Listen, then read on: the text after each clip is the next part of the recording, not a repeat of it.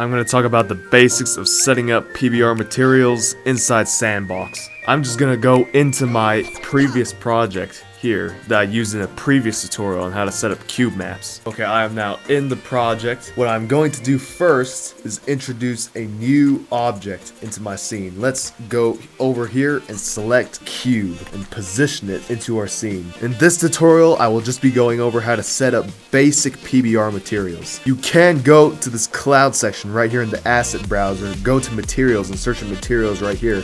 If I search up brick, I can get some random brick texture and put it onto my cube, and that is one way you could quickly set up materials. But if you have custom materials, then I will dive into how to set that up. One really good place to get PBR materials for free is Polyhaven. Polyhaven textures, that brings us to this page where we can get our hands on textures for free. We'll go ahead and take a look at this brick textures. I'm just gonna dive into the really basic stuff like the base color, roughness, specular, normal, the necessary stuff to set up your average PBR material. I'm gonna select this brick pavement right here by this artist here.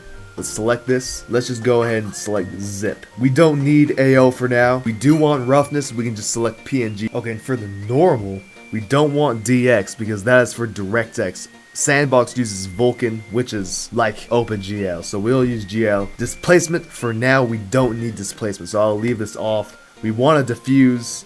We'll select PNG, and we want our roughness and metalness. For genuine games, you could probably actually lower this. Actually, we'll just lower this to 2K for now, and select download, and save it to a location where you want on your PC. For now, I'll just save it to my downloads. Okay, now back in Sandbox, we need to find where we saved that, which I saved it to my downloads. Extract this. Okay, let's go back to our asset browser in local.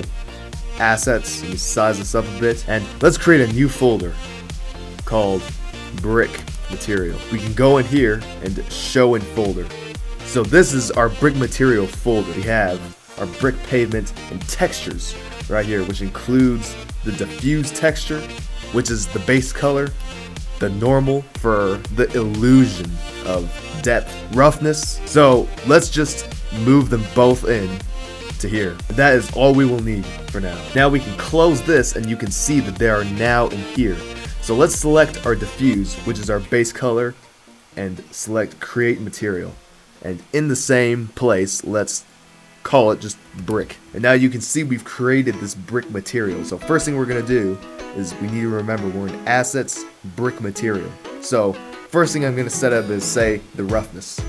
So I'll just F2 on this, select this and Control C to copy it and just click out.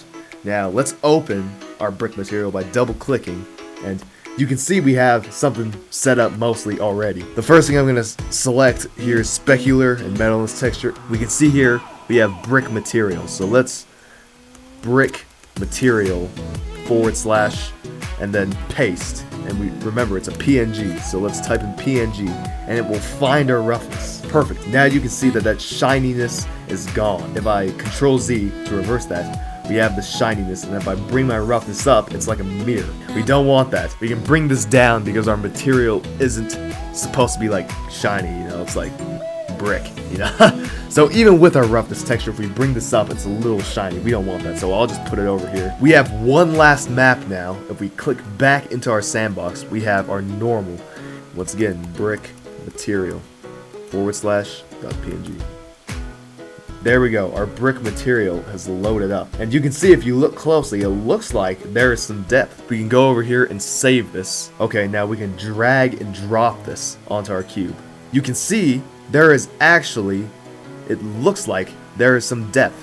Now, there are ways to emphasize this effect, and also we need to handle UV wrapping, but Sandbox isn't really the tool for that. You will need a tool like Blender to handle complex UV wrapping and such things, but this is how you set up a basic material inside Sandbox.